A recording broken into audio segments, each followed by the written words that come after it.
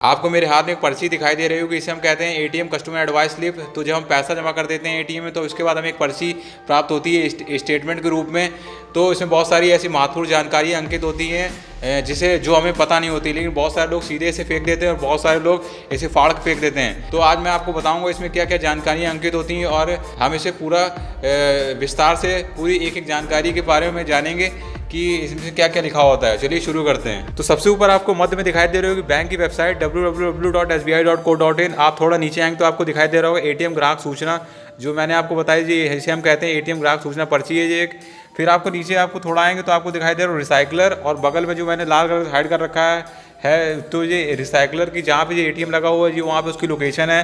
फिर आपको उसके बगल में दिखाई दे रहा होगा कि हिंदी में भारतीय स्टेट बैंक लिखा हुआ है। फिर आप नीचे की ओर आएंगे बाईं तरफ तो आपको यहाँ पे दिनांक दिखाई देगी कि किस दिन ये ट्रांजैक्शन किया गया है, और फिर बीच में ट्रांजैक्शन का समय दिखाई दे रहा है। उसके बगल में दाईं तरफ एटीएम आईडी दिखाई दे रही है। फिर आप थोड़ा नीचे आएंगे तो आप कार्ड होल्डर का यहाँ पे कार्ड नंबर दिखाई दे रहा है। फिर आप नीचे आएंगे थोड़ा तो यहाँ पे ट्रांजैक्शन नंबर दिखाई दे रहा है। फिर उसके नीचे दिखाई दे रहा है बेनिफिशियरी का अकाउंट नंबर। फिर नीचे हमें यहाँ पे कैश डिपॉजिट का यहाँ पे पूरा ब्यौरा दिखाई दे रहा है कि हमने यहाँ पे कितने नोट यहाँ पे जमा किए हैं। तो यहाँ पे हमने 100 के यहाँ पे 4 नोट जमा किए हैं तो हो गए 400 रुपये, और यहाँ पे 500 के हमने यहाँ 12 नोट जमा किए तो हो गए 6,000 रुपये।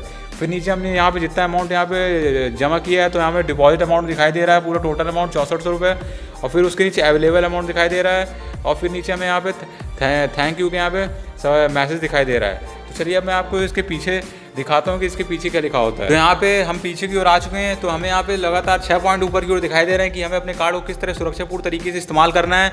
फिर हमें सबसे महत्वपूर्ण जानकारी नीचे की ओर दिखाई दे रही है कि अगर जैसे हमारा कार्ड खो जाता है तो हमें अपने कार्ड को किस तरह ब्लॉक कर सकते हैं। तो यहाँ पे ब्लॉक योर कार्ड वाले बॉक्स में यहाँ पे 4 पॉइंट दे रखे हैं कि हम किस तरह अपने कार्ड को अब ब्लॉक कर सकते हैं। तो जैसे आपको यहाँ पे 2 फ़ोन नंबर दे रखे हैं कि हम इन फ़ोन नंबर पे फ़ोन करके अपने कार्ड को ब्लॉक करवा सकते हैं जो टोल फ्री नंबर है।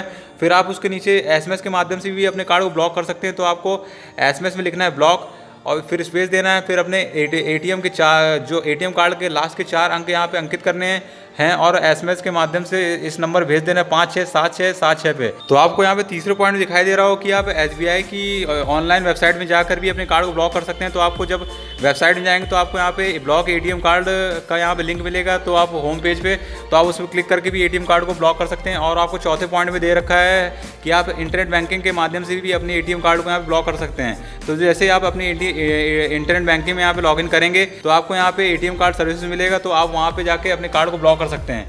तो इस वीडियो में यही सब था कि हमने यहाँ पे ये सीखा कि इसे एटीएम कस्टमर एडवाइस स्लिप को किस तरह पढ़ते हैं। तो अगर आपको वीडियो पसंद आया तो लाइक करें, सब्सक्राइब करें और कमेंट जरूर करें।